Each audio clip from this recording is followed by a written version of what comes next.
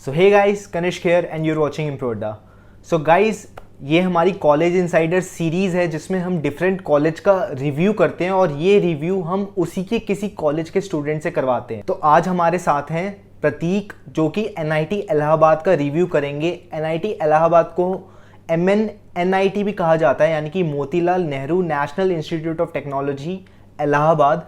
तो आज हम करने वाले हैं एनआईटी इलाहाबाद का रिव्यू, और जितने भी हमने यहाँ पे क्वेश्चंस पूछे हैं वो सारे मैंने डिस्क्रिप्शन में डाल दिए हैं टाइम स्टैम्प के साथ। अगर किसी क्वेश्चन में आपको स्किप करना हो तो आप जाकर उस टाइम स्टैम्प पे क्लिक कर सकते हो। तो चलो गाइस, फिर वीडियो स्टार्ट करते हैं।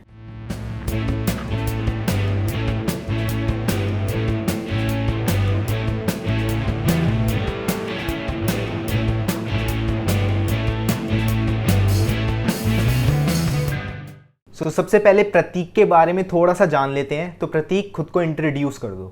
हेलो गाइस, मेरा नाम है प्रतीक। मैं हूँ एनआईटी इलाहाबाद नॉट प्रयागराज का स्टूडेंट। मैं कर रहा हूँ बीटेक और अभी सेकेंड ईयर में हूँ, और मेरी ब्रांच है इलेक्ट्रॉनिक्स एंड कम्युनिकेशन इंजीनियरिंग। तो सबसे बेसिक क्वेश्चन से स्टार्ट करते हैं कि तुमने एनआईटी इलाहाबाद ही क्यों चूज़ करा और दूसरे कॉलेज की तरफ क्यों नहीं गए? वैसे तो ईसी मुझे ऑलमोस्ट सारी एनआईटीज़ में मिल रही थी, बट एक रीज़न मेरा ये कॉलेज लेने का था कि मेरा साउथ जाने का बिल्कुल भी मन नहीं था, और इलाहाबाद मेरे घर से पास भी पड़ता है, तो इसलिए मैंने ये कॉलेज चुना। और दूसरा रीज़न ये था कि मेरे एक अंकल और एक काफ़ी क्लोज रिलेटिव दोनों इस कॉलेज के ही पास आउट है, और उनसे मुझे काफ़ी पॉजिटिव रिव्यूज़ मिले थे कॉलेज के लिए। So I just went for it. MNIT Allahabad का कैंपस साइज़ कितना है और कैंपस दिखने में कैसा है? साइज़ की बात करें तो हमारे कॉलेज का साइज़ ज़्यादा बड़ा नहीं है, ठीक ही है, बट वो इफेक्टिवली काफ़ी छोटा दिखता है, क्योंकि हमारा जो कैंपस है वो दो पार्ट में डिवाइड हो जाता है, एक ओवर ब्रिज की वजह से। तो जो इफेक्टिव पार्ट है कैंपस का, जिसमें कॉलेज बिल्डिंग्स हैं एकेडमिक वाली, और लाइब्रेरी है और हॉस्टल भी है एक आध, तो वो पार्ट जो है वो अपने आप में काफ़ी छोटा दिखता है उसकी वजह से। तो कॉलेज पहली नज़र में आपको छोटा ही लगेगा। और ब्यूटी की बात करें कैंपस की, तो ज़्यादा कुछ खास है नहीं, बस जो ब्यूटी है वो लिमिटेड है एडमिनिस्ट्रेटिव बिल्डिंग तक, क्योंकि फ़िलहाल पूरे कैंपस में इस समय कंस्ट्रक्शन का काम चल रहा है, तो हर जगह गड्ढे खोदे हुए हैं। इनफैक्ट रेनी सीजन में तो हालत ऐसी हो जाती है कि आपको कॉलेज जाने के लिए अगर बारिश हो गई तो ताकेशीस कैसल खेल के जाना पड़ता है। सो कॉलेज में एनुअल इनटेक ऑफ स्टूडेंट्स कितना है सिर्फ बीटेक में? एनुअल इनटेक जो है हमारे कॉलेज का वो बीटेक का स्टूडेंट्स का है अराउंड 800 से 900 के बीच में, और इसके साथ ही एमसीए के स्टूडेंट्स को भी इनटेक करते हैं, वो अंडर 100 ही होता है। तो एनआईटी इलाहाबाद का मोड ऑफ एडमिशन क्या है एंड वहाँ की कट ऑफ कितनी जाती है? मोड ऑफ एडमिशन हमारे कॉलेज का आप लोग जानते ही होंगे, it is through JEE mains. और कट ऑफ की बात करें तो वो भी आप लोग जानते होंगे, कोई फिक्स तो होता नहीं है, it keeps varying as per the paper and the year. हालांकि अगर आपकी जनरल रैंक मेंस में अराउंड 10,000 है तो आपको हमारे कॉलेज में मैकेनिकल या उससे ऊपर की ब्रांच आराम से मिल जाएगी। कौन कौन सी ब्रांच कॉलेज ऑफर करता है बीटेक के कोर्स में? ब्रांचेस की बात करें तो हमारे कॉलेज में बीटेक में है computer science, IT information technology, EC जो कि मेरी ब्रांच है, और फिर इलेक्ट्रिकल EE नहीं, एक्चुअली वो EE थी, अब वो EEE हो गई है। उसके बाद आता है हमारा मैकेनिकल, सिविल, और फिर केमिकल और बायोटेक, और लास्ट में आता है प्रोडक्शन एंड इंडस्ट्रियल इंजीनियरिंग पाई। इसके अलावा हमारे कॉलेज में कोर्सेज हैं MCA के, और MTech भी होता है, और साथ में PhD भी।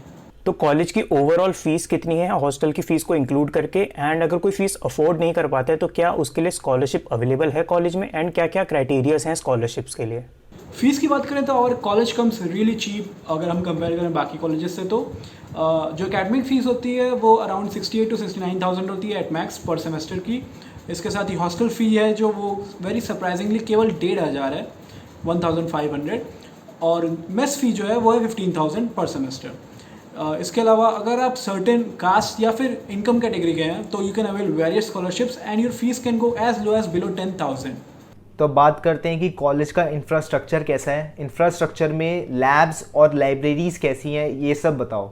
इंफ्रास्ट्रक्चर की बात करें तो पहले मैं आपको बता दूं कि हमारे कॉलेज की जो NIRF रैंकिंग है इस साल की वो है 48, और उसके 48 आने का मेन रीज़न है हमारा इंफ्रास्ट्रक्चर। हमारा कॉलेज जो है वो बहुत ही पुराना हो गया है, and to be honest some of the buildings should have gone out of use, but वो नहीं है। हालांकि जो नई बिल्डिंग्स हैं वो काफ़ी मॉडर्न है और काफ़ी अच्छी हैं, but overall the college looks मतलब अपीलिंग बिल्कुल भी नहीं लगता है। हालांकि लैब्स की बात करें तो दे आर सफिशिएंटली इक्विप्ड, मतलब बिल्डिंग्स बाहर से जैसी भी हो पर इक्विपमेंट्स काफ़ी डिसेंट हैं और मतलब अच्छे हैं। So overall lab was a good experience. Library की बात करें तो it can be set as the highlight of our college, मतलब काफ़ी अच्छी कंडीशन में है वो बिल्डिंग, और सीटिंग भी काफ़ी कंफर्टेबल है, और बुक्स की रेंज भी है जो काफ़ी डायनामिक है। और टाइमिंग्स की बात करें तो आप सुबह 9 से लेकर रात 12 बजे तक वहाँ जा सकते हैं. So you will have ample of time to fill your appetite for reading. तो वहाँ की फैकल्टीज़ और टीचर्स वगैरह कैसे हैं, आई मीन कैसा पढ़ाते हैं, प्लस वर्कलोड कितना रहता है स्टूडेंट्स पे वहाँ पे? फैकल्टीज़ या प्रोफेसर्स की बात करें तो आप लोगों को पता ही होगा मोस्ट ऑफ द कॉलेजेस में कैसे भी होते हैं, और यहाँ भी वही है, इट्स नो डिफरेंट. तो मेरी एडवाइस आपसे यही है कि आत्मनिर्भर बनिए. अब तो मोदी जी ने भी कह दिया है आपको, तो अगर आपको इलाहाबाद आना है तो आत्मनिर्भर बनना ही पड़ेगा. But don't take it the wrong way. ऐसा नहीं है कि यहाँ पे सारे टीचर्स एक जैसे ही हैं. I mean some of them are really good, but most of the time you will have to make it on your own. और जहाँ तक वर्कलोड की बात है तो मैं जो बाकी कॉलेजेस मैंने जो देखे हैं जिसमें मेरे दोस्त हैं, मैं वहाँ से कंपेयर करूँ तो यहाँ का वर्कलोड थोड़ा सा मुझे ज़्यादा लगता है इन कंपैरिजन. मतलब काफ़ी ज़्यादा डिफरेंस तो नहीं है, पर हाँ थोड़ा ज़्यादा है. सो अब अगले क्वेश्चन की तरफ बढ़ते हैं. जैसे हमारे DTU में अटेंडेंस हमें चाहिए होती है 75% एग्ज़ाम देने के लिए, यानी कि एग्ज़ाम में बैठने के लिए. तो NIT इलाहाबाद में भी 75% ही चाहिए होती है, या फिर उसकी अटेंडेंस कम है, ज़्यादा है, कितनी है उसकी अटेंडेंस? अटेंडेंस की बात करें तो अनफॉर्चुनेटली है 75% मार्क अटेंडेंस, मतलब कंपलसरी है. और कितनी स्ट्रिक्टली से ये फॉलो होता है वो तो डिपेंड करता है टीचर टू टीचर, क्योंकि कई टीचर आपको स्टार्टिंग में ही बता देते हैं कि एक्सट्रीमली लाइट होते हैं जो, कि वो अटेंडेंस सीरियसली नहीं लेते हैं. और वैसे भी आपको 2 या 3 क्लासेस में आइडिया लग जाएगा कि ये टीचर अटेंडेंस को कितना सीरियसली लेता है. बट हाँ, जो टीचर लेते हैं, अगर उनके में आपने ये मार्क मिस कर दिया 75% का, तो आपको एग्ज़ाम देने से भी प्रोहिबिट किया जा सकता है. So take care. तो अब यार हॉस्टल्स की तरफ आते हैं. तो NIT इलाहाबाद की हॉस्टल फैसिलिटीज़ कैसी है, वहाँ के हॉस्टल के रूम्स कैसे हैं, एंड प्लस वहाँ का मेस का खाना कैसा है? हॉस्टल फैसिलिटीज़ की बात करें तो फर्स्ट ईयर्स में आपको काफ़ी अच्छे रूम मिलेंगे. I mean one of the best that I have seen. But second year से वो इतने छोटे हो जाते हैं रूम, लिटरली 1 पर्सन की स्पेस होती है वहाँ पे, जहाँ पे उन्होंने 2 एडजस्ट कर रखे हैं. तो रूम की साइज़ बहुत ही छोटी हो जाती है second year onwards. Hostel life की बात करें तो वो तो आउटस्टैंडिंग होती है. और हॉस्टल लाइफ बेसिकली हॉस्टल के इंफ्रास्ट्रक्चर से मैटर नहीं करती, वो आपके दोस्तों से मैटर करती है. सो उसकी कोई दिक्कत नहीं, वो तो आप कहीं भी जाओ हॉस्टल में, you will enjoy it definitely. बाकी और फैसिलिटीज़ की बात करें तो एक SSC सेंटर भी है हॉस्टल में, बैडमिंटन कोर्ट भी है, और जो कि हॉस्टल कैंपस के ही अंदर है. बाकी ऐसी चीज़ें हैं जो एंटरटेनमेंट के लिए हैं आपके. मेस फूड की बात करें तो यार मतलब उसकी बात ना ही करें तो ही अच्छा है. There is nothing special about it. हाँ, कैंटीन्स की बात करें तो फर्स्ट ईयर के हॉस्टल में आपको एक कैंटीन मिलेगी सिर्फ, वो भी मतलब हॉस्टल में ही है. सेकेंड ईयर ऑनवर्ड्स जो कंपाउंड है उसमें आपको 3 कैंटीन्स मिल जाएंगी. हॉस्टल रेस्ट्रिक्शंस की बात करें तो पहले बॉयज़ की कर लेते हैं. तो फर्स्ट ईयर के लिए बॉयज़ के लिए रेस्ट्रिक्शन होती है 8:30 तक की, और फिर सेकेंड ईयर ऑनवर्ड्स कोई रिस्ट्रिक्शन नहीं होती. आप जब चाहें तब जा सकते हैं, बस आपको एंट्री और वहीं एग्जिट नोट करवाना होता है, बाकी और कुछ नहीं.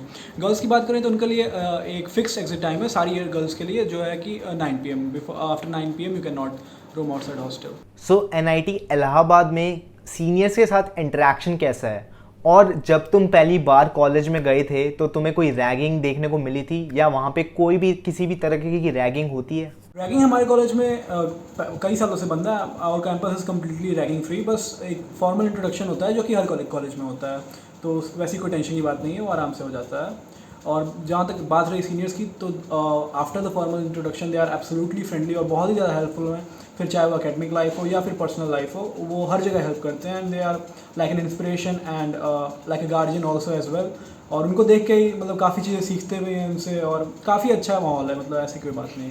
तो यार थोड़े इंपॉर्टेंट क्वेश्चन पे आते हैं. कॉलेज का गर्ल्स टू बॉयज़ रेशियो कैसा है? गर्ल्स टू बॉयज़ रेशियो की बात करें तो पहले ये ऑलमोस्ट 1:7 या 8 के आसपास या उसके बीच में रहता था. पर जब से JEE में रिजर्वेशन आया गर्ल्स के लिए, तो उसके बाद से सिचुएशन बदल गई है. अब ये थोड़ा शिफ्ट हो गया है. ये 1:5 या 1:6 के बीच में रहता है. और जो ये रेशियो वो भी वेरी करता रहता है ब्रांचेस के बीच में, पर उतना ज़्यादा वेरिएशन नहीं जितना पहले था, क्योंकि जो हमसे पहले वाली बैच थी उसमें मैकेनिकल में सिर्फ 2 लड़कियां थी, तो वो रेशियो बहुत ही ज़्यादा कम था. पर वैसा अब नहीं होता है. अब वेरिएशन है पर उतना नहीं है कि नोटिसेबल हो. तो चलो अब हम तुम्हें प्लेसमेंट स्टैट्स भी शो कर देते हैं. तो जो MNNIT के प्लेसमेंट स्टैट्स है उसका डेटा आपको इन्हीं की ऑफिशियल वेबसाइट पे अवेलेबल हो जाएगा. मैं थोड़ी इन्फॉर्मेशन आपको शो कर देता हूँ. तो इसकी जो लिंक है वेबसाइट की वो मैं आपको डिस्क्रिप्शन में डाल दूँगा. वहाँ पे आप जाके डिटेल में प्लेसमेंट्स के बारे में आप चेकआउट कर सकते हैं. तो अगर हम 2019 सीजन्स की बात करें तो जो मैक्सिमम पैकेज था वो था 36 LPA. वो कंप्यूटर साइंस एंड इंजीनियरिंग और इंफॉर्मेशन टेक्नोलॉजी का था. तो जितनी भी ब्रांचेस हैं एंड कितने परसेंटेज प्लेसमेंट गई है आप यहाँ से चेक कर सकते हो. और ये जो वेबसाइट है ये ऑफिशियल है कॉलेज की, तो आप वहाँ पे आके चेकआउट कर सकते हो.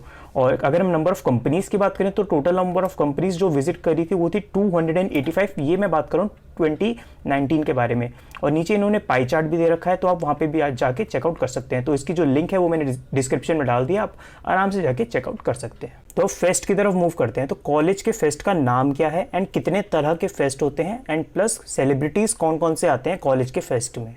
हमारे कॉलेज में दो तरह के फेस्ट होते हैं मेनली। एक होता है आविष्कार जो कि है टेक फेस्ट, और दूसरा होता है कलरव जो कि कल्चरल फेस्ट है। आविष्कार जो टेक फेस्ट है उसकी बात करें तो काफ़ी डिसेंट होता है और उसमें आप सारे इवेंट्स में पार्ट ले सकते हो अगर आप फर्स्ट ईयर में हो। तो सेकंड ईयर से वो थोड़ा रेस्ट्रिक्टेड हो जाता है क्योंकि आप सिर्फ अपनी ब्रांच या एक और दो ब्रांचेस के इवेंट्स में ही पार्ट ले सकते हो, पर फिर भी वो काफ़ी अपॉर्चुनिटीज़ प्रोवाइड करता है आपको और प्रोजेक्ट्स बनाने के अपॉर्चुनिटी देता है, तो वो काफ़ी अच्छा होता है। कलरव की बात करें जो कि हमारा कल्चरल फेस्ट है, तो वो मेरा सबसे बड़ा डिसअपॉइंटमेंट था कॉलेज आने के बाद, क्योंकि जैसे मैंने सोचा था कि NIT है उसका स्टैंडर्ड होगा कल्चरल फेस्ट का, वो वैसा मुझे दिखता नहीं है।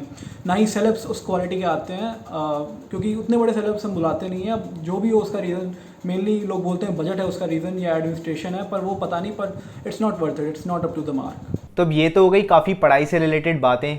अब बात करते हैं कि कॉलेज की स्पोर्ट्स फैसिलिटीज़ कैसी हैं, कौन कौन से टूर्नामेंट्स करवाए जाते हैं और वहाँ पे स्पोर्ट्स इंफ्रास्ट्रक्चर कैसा है।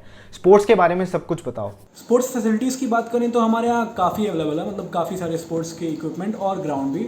उनमें आता है क्रिकेट एक तो सबसे पहले, फिर फुटबॉल, बास्केटबॉल, वॉलीबॉल और साथ में बैडमिंटन और टेनिस, और यहाँ तक कि स्क्वैश भी अवेलेबल है।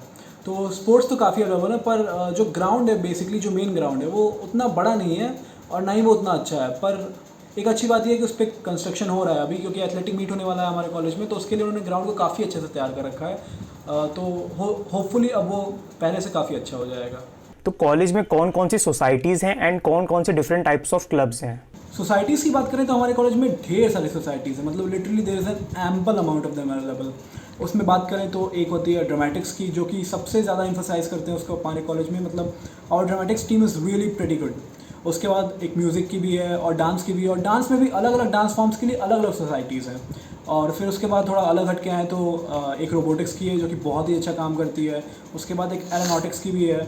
तो इसलिए मतलब काफ़ी सारी सोसाइटीज़ हैं, so you will have your interest covered. इसके अलावा हर ब्रांच की भी एक अलग सोसाइटी है जो कि बच्चों को हेल्प करती है उनके एकेडमिक्स में। और सोसाइटीज़ की बात कर रहे हैं तो मैं कोडिंग कल्चर की भी बात करना चाहूँगा, जो कि यहाँ का मुझे बहुत ही ज़्यादा अच्छा लगता है, बिकॉज वो फर्स्ट ईयर में ही बिगनिंग से ही आपको कोडिंग की काफ़ी अच्छी नॉलेज देते हैं, तो वो बाद में जाके बहुत हेल्प करता है। तो इसलिए कोडिंग कल्चर हमारे कॉलेज का मैं कहूँगा बहुत ज़्यादा अच्छा है। ओके, तो कॉलेज के एलुमनाई कैसे हैं, कोई नोटेबल एलुमनाई, और अगर तुम किसी एलुमनाई से कनेक्ट करना चाहते हो या उनसे कॉन्टैक्ट बनाना चाहते हो तो तुम ईजिली बना सकते हो या नहीं। एलुमनाई की बात करें तो हमारे कॉलेज का एक एलुमनाई एसोसिएशन है जो कि मोस्ट ऑफ द कॉलेजेस में होता ही है, तो वो काफ़ी फ्रीक्वेंटली विजिट भी करते रहते हैं कॉलेज को, और अगर आपको उनको कांटेक्ट करना हो तो भी आप कर सकते हो और उनकी हेल्प भी ले सकते हो हमारे सीनियर्स के थ्रू, या एक वेबसाइट भी है उसके लिए, तो उससे भी आप उनको अप्रोच कर सकते हो, तो उसकी कोई प्रॉब्लम नहीं है। तो अब आते हैं इस वीडियो के लास्ट क्वेश्चन की तरफ। तो प्रतीक, कोई ऐसा मैसेज जो तुम देना चाहो स्टूडेंट्स को जो अभी जेई की तैयारी कर रहे हैं। तो जो लोग जेई प्रिपरेशन कर रहे हैं, मेरा उनको यही एडवाइस होगा कि यार don't lose your focus now, क्योंकि ये बहुत लंबा टाइम है और काफ़ी अनसर्टेनिटी है। तो I know your patience must be running thin, पर यार कंट्रोल करो और पेशेंस लूज़ मत करना और फोकस अपना बनाए रखना, क्योंकि एक बार अगर जो रिदम है पढ़ने की वो टूट जाती है तो फिर वापस उसको लाने में बहुत टाइम लगता है। सो यही मैसेज रहेगा मेरा, keep practising and hope for the best. So all the best. So आज की वीडियो के लिए बस इतना ही। आई होप कि आप लोगों को ये वीडियो पसंद आई होगी। अगर वीडियो पसंद आई तो प्लीज़ इस वीडियो को लाइक ज़रूर कर देना, एंड हम 1000 सब्सक्राइबर्स के बहुत ज़्यादा क्लोज हैं, तो चैनल को भी सब्सक्राइब ज़रूर कर देना। तो मिलते हैं ऐसी किसी अगली वीडियो में। Till then stay safe, stay happy and see you guys in the next video.